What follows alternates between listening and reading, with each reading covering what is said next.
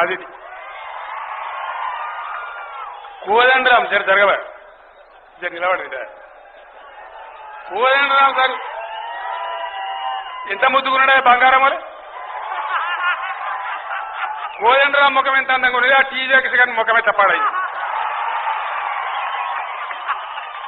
ఈ బంగారు ముద్దలాంటి కోదండరాం పట్టుకొని బురద అంట ఎవరా సన్నాసి ఒక మంచివా. ఇలా 4 కోట్ల ప్రజల ఆకాంక్షకు ప్రతీక తెలంగాణ రాజకీయ జేఏసీ అధ్యక్షులు కోదండరాం ఆయనను పట్టుకొని బురద అంటావు. ఏ విధంగా మాట్లాడతావు? ఎన్ని గుండెలు నీకు?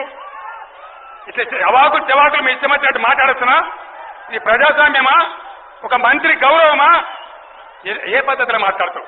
అంటే కండ కావరమా? అహంకారమా? ఎందుకు మాట్లాడతావు ఇట్లా? దీన్ని చూసుకుంటూ మేము మౌనంగా ఉండన్నా. టీజీ వెంకటేష్ మళ్ళా ఇటువంటి పిచ్చి కూతలు కూస్తే నీ నాలుక కోసేస్తాం బేటా, జాగ్రత్త అని మనం చేస్తా ఉన్నాం. నిస్వార్థంగా కోట్లాది తెలంగాణ ప్రజల ఆకాంక్ష కోసం అద్దం బట్టి వాళ్ళ కోసం కార్యక్రమాలు చేసి రాత్రింబగలు నిరాడంబరమైన పద్ధతిలో కృషి చేస్తున్న వ్యక్తి మా జేఏసీ చైర్మన్. మా జేఏసీ చైర్మన్ అంటే ఇక్కడ ఎవరు చేతులు ముట్టుకొని కూర్చోవడానికి సిద్ధంగా లేరు. తగిన బుద్ధి చెప్తారు, జాగ్రత్త అని మనం చేస్తా ఉన్నాం, హెచ్చరిక చేస్తా ఉన్నాం. మళ్ళీ ఇటువంటి మాటలు మాట్లాడితే తస్మాత్ జాగ్రత్త అని మనం చేస్తా ఉన్నాం. కావూరి సాంబశివరావు అని ఒకడు కాకిలా కొడతాడు.